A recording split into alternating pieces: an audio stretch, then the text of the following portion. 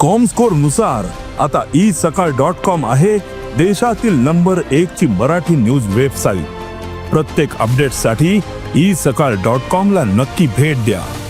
नगर परिसरातल्या दत्त मंदिर परिसरामध्ये कृष्णा आंधळे दिसून आल्याचा दावा प्रत्यक्षदर्शींनी केलेला होता। त्यानंतर आता पोलिसांकडून सर्च ऑपरेशन सुरू करण्यात आलेलं आहे आणि परिसरातल्या सीसीटीव्हीची पाहणी पोलिसांकडून केली जाते। आता या स्क्रीनवर दिसणारे जे दोन तरुण आहेत बाईकवर जाणारे, त्यापैकी काळा शर्ट घातलेला आणि बाईक चालवणारा तरुण जो आहे तो कृष्णा आंधळे असल्याचा दावा प्रत्यक्षदर्शींनी केलेला आहे। तर त्याच्या मागे पांढरा शर्ट घातलेला जो युवक दिसतोय तो कृष्णा आंधळेचा साथीदार असल्याचा प्रत्यक्षदर्शींचा दावा आहे। पोलिसांनी आता हे सगळं सीसीटीव्ही फुटेज जे आहे ते ताब्यात घेण्याची प्रक्रिया सुरू केलेली आहे। आपल्या सोबत तपास अधिकारी देखील आहेत, त्यांच्याकडून देखील आपण जाणून घेऊयात की नेमकं आता हे सीसीटीव्ही फुटेज जे आहे त्याची तपासणी जी आहे ती कशा पद्धतीने केली जाणार आहे।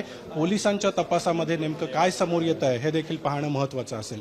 ब्लॅक गाडी आहे ती, ब्लॅक टी शर्ट आणि व्हाईट शर्ट, त्या हिशोबाने तो 100% जो काही आरोपी 3 महिन्यापासून करावे तोच होता कृष्णा आंधळे। मग कसं कशा पद्धतीने त्यांनी मास्क घातला होता, तो मास्क जेव्हा काढला त्यांनी फ्रॅक्शन ऑफ सेकंड गेला लगेच ओळखलं तर हा कृष्णा आंधळे।